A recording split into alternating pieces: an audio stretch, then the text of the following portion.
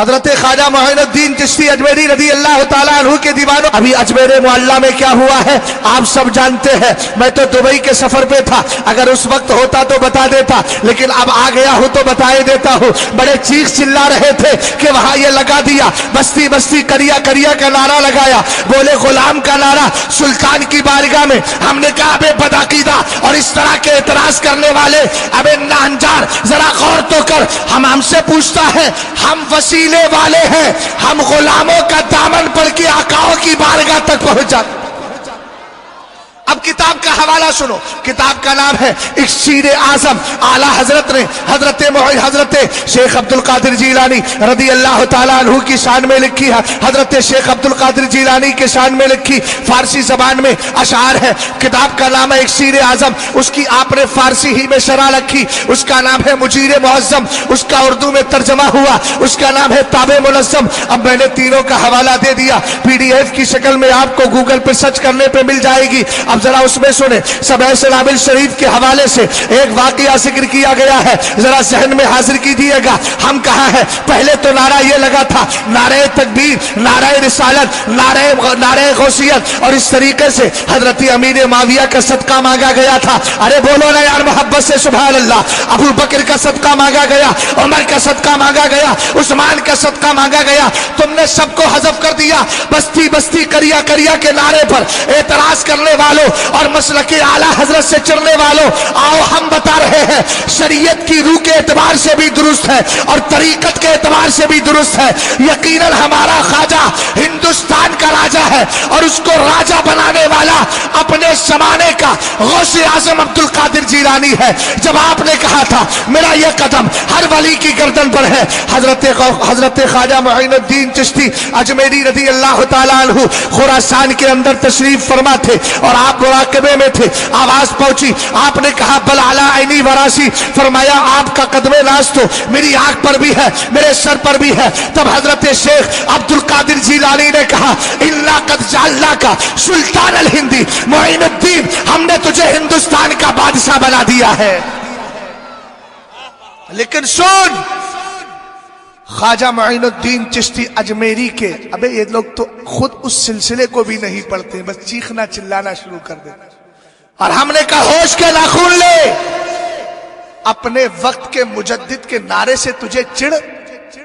اعلیٰ حضرت امام اہل سنت کسی کے باپ کی پراپرٹی نہیں، اعلیٰ حضرت بریلی کے پیر کا نام نہیں، اعلیٰ حضرت پوری امت کے مجدد کا نام ہے.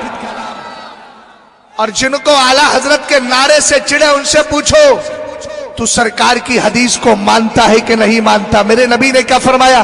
ان اللہ تعالی یبعث لہذه الامہ علی راس کل 100 سنہ من یجدد لها دینہا. سب کا ترجمہ نہیں کروں گا، بس اس پر غور کریں مولانا ابرار صاحب. ان اللہ تعالی یبعث لہذه الامہ، اللہ اس امت کے لیے بھیجتا ہے. امت میں قادری بھی ہے، چشتی بھی ہے، نقشبندی بھی ہے، سہروردی بھی ہے، اشرفی بھی ہے، رضوی بھی ہے، حشمتی بھی ہے. اس کے علاوہ جتنے بھی سلاسل حقہ کے ماننے والے ہیں سب پائے گئے. تو پتا چلا اعلیٰ حضرت خالی بریلی کے لیے مجدد رہی، اعلیٰ حضرت خالی پیلی بھیت شریف کے لیے مجدد رہی، اعلیٰ حضرت صرف حضرت اسی طریقے سے اور کسی خاص شہر کے لیے مجدد رہی. جہاں جہاں میرے مصطفیٰ کی امت بستی ہے وہاں کے لیے احمد رضا خان کیا ہے؟ مجدد ہے. تو کیا اجمیر معلیٰ اس کے لیے مجدد نہیں ہے؟ یقیناً مجدد ہے. اور ایک جملہ دے رہا ہوں، جس دین کو خواجہ نے پھیلایا تھا اسی کو اعلیٰ حضرت نے بچا لیا ہے. اور یاد رکھو، ذرا غور کرو، کربلا میں حسین نے اسلام کو بچایا ہے، خواجہ نے ہندوستان میں اسلام کو پھیلایا ہے. ہم نے بچانے والے سے بھی پیار کیا ہے اور پھیلانے والے سے بھی پیار کیا ہے. ہم نے کہا دیکھو ادھر، حضرت میر عبد الواحد بلگرامی کا نام سنا؟ بہت بڑی ذات ہے، کیسے آقاؤں کا بندہ ہو رضا.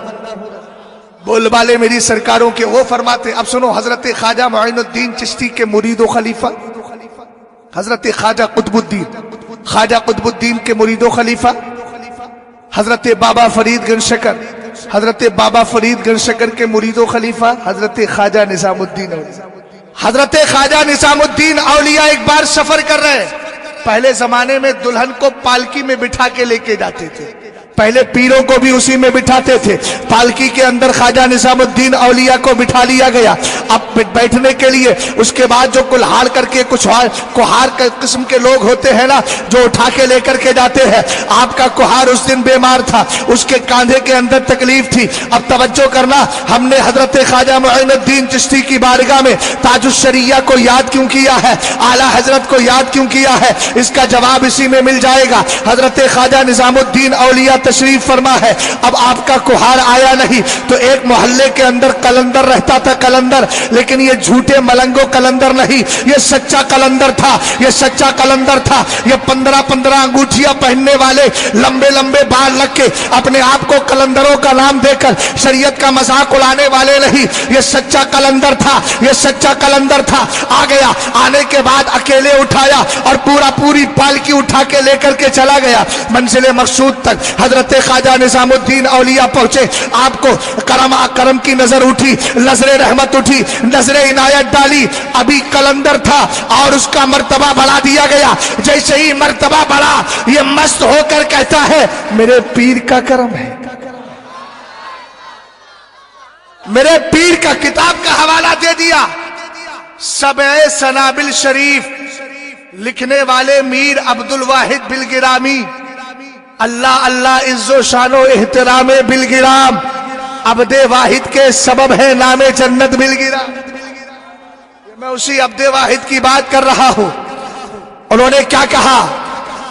قلندر کہنے لگا میرے پیر کا کرم ہے۔ لوگوں نے پکڑ لیا، پاگل، یہ حضرت خواجہ نظام الدین اولیاء بیٹھے انہی کے سامنے اپنے پیر کی بات کرتا ہے، نظر عنایت تو ان کی تھی۔ اب سمجھے میری بات کو، نظر عنایت تو ان کی، تو نام اپنے پیر کا لے رہا ہے۔ اس نے کہا ہوش کے ناخن لو، مجھ سے کچھ نہ بولو۔ آپ نے کہا، جب لوگوں نے کہا ایسا کیوں بول رہا ہے، کہنے لگا اگر میرے پیر نے مجھے قبول نہ کیا ہوتا تو خواجہ نظام الدین اولیاء نے نظر عنایت بھی نہ ڈالی ہوتی۔ جب آپ نے اتنا جواب سنا تو خواجہ نظام الدین اولیاء کا ڈیسیژن دیکھیے گا، فیصلہ دیکھیے گا۔ آپ فرماتے ہیں ارے پیر کو کیسے مانا جائے، اگر یہ سیکھنا ہے تو اس قلندر سے سیکھ لو۔